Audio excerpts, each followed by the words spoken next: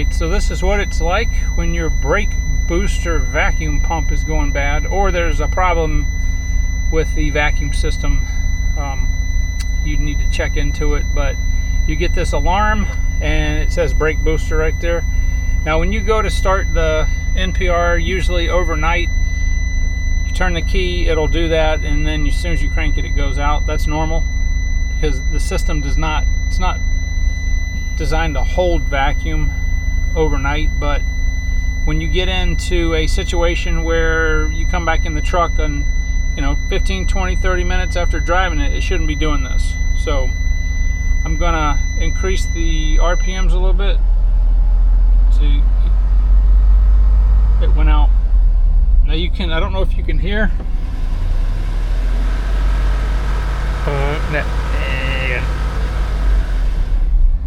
That is the vacuum pump starting to die. It's got a little rattle to it. Then when I let off the revs, it goes down a little bit. So I have this plugged in, and it's only giving me about 12 inches. That is not enough. All right, so we're going to be removing the vacuum pump right here, and there's only 3 bolts that hold it on.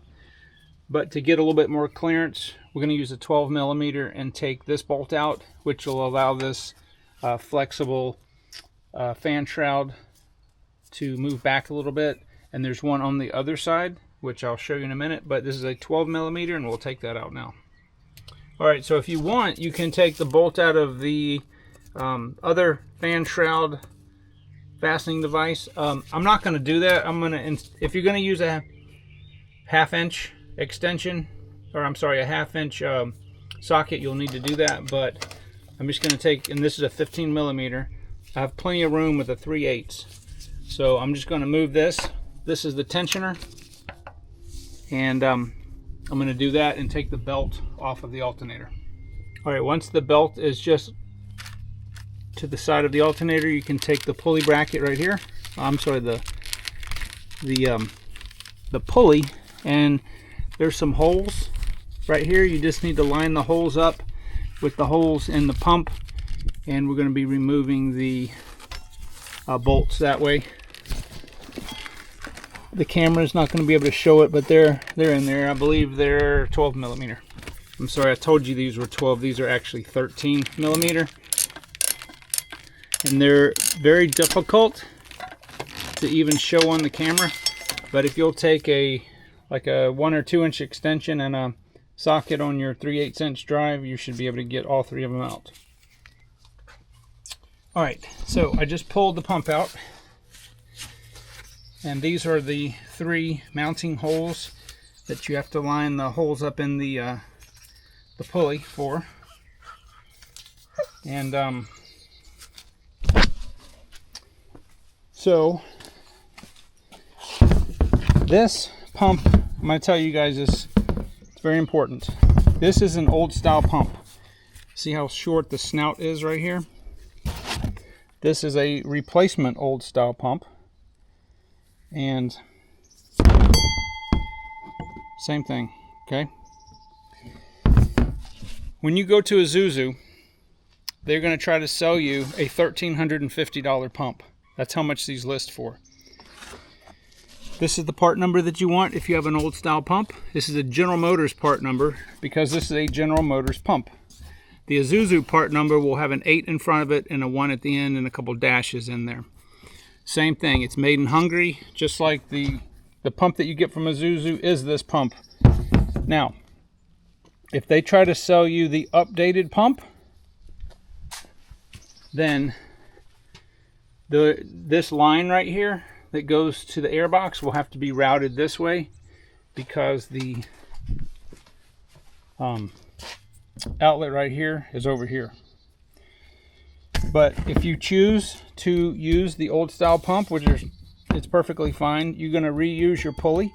If you get the new style pump where this snout right here is much longer, you'll have to get a pulley that's for that pump because it sits in further.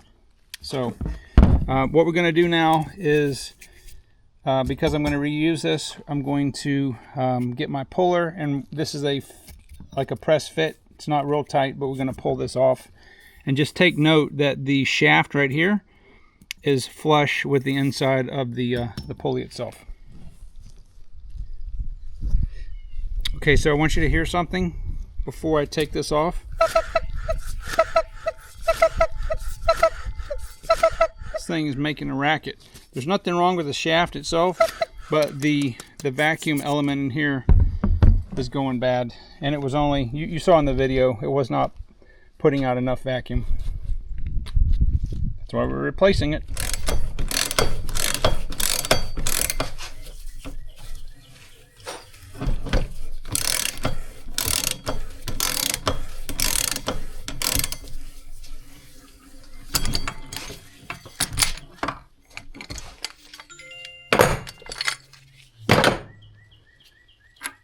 So I just took a bolt and double locked it and used that as it was I think this is a 1/4 inch. It just fit in there, and that gave me something to, for the press to press on. And I just put these bolts through here with some washers. Just enough to hold it in the holes here. And, alright, so I've got the pulley just laid on here. This is a bearing. I'm going to be using that. I'm not sure if we put it down this way. Just a little thrust washer. This threads into the shaft of the pump.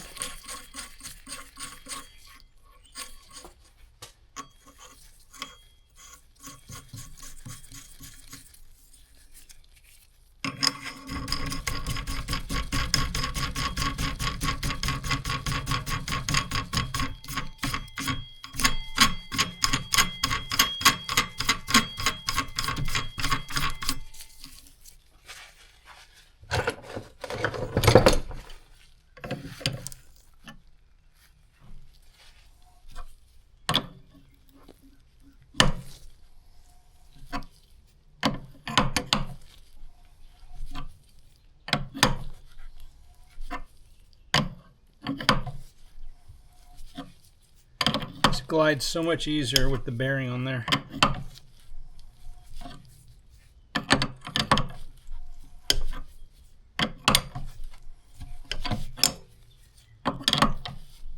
Alright, so I'm going to take the plugs off here and here. It's easier to put these on before you put the... Alright, I got the pump on. Finally got the 3 bolts in. I found the easiest method is to put all 3 bolts in the slots, then put the pump on instead of trying to feed them behind this pulley. That seems to work best. Go ahead and put your shroud bolt back in. Oh, and by the way, the torque specs for the vacuum pump is 18 foot-pounds. Oh, also don't forget, I gotta put this top hose back on. Just slides on and it clamps on, and then we're good to go. We already have the bottom one on. That's the easiest. Like I said, it's easiest to do that when it's the pump is before it's on the engine. All right, so everything's lined up. I just put the belt on. Just a quick tip: put all the belts on except for the alternator. Leave that one off as you're doing the tensioner. It's easier to get it over this small pulley. I thought I'd be able to do it on this one, but that didn't work out so much. So let's fire this up and make sure this is going to work out.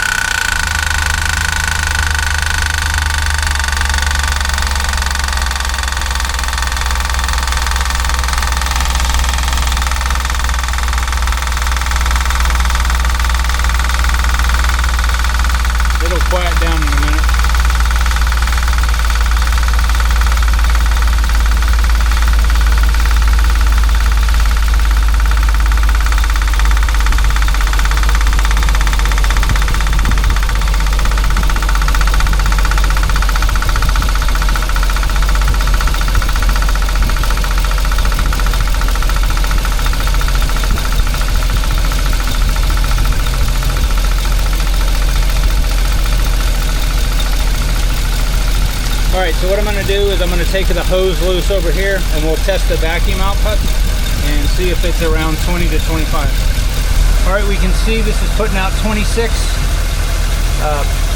inches of mercury, and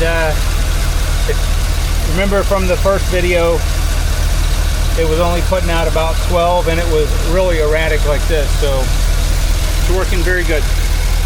So we can hit the pedal as many times as we want. Before it would have the booster alarm come off if I hit it more than twice. You can hear the pump, and then I guess when it fills the tank up it stops, but yeah, that feels so much better. Alrighty, well we're gonna call this fixed, so I'll see you guys on the next one.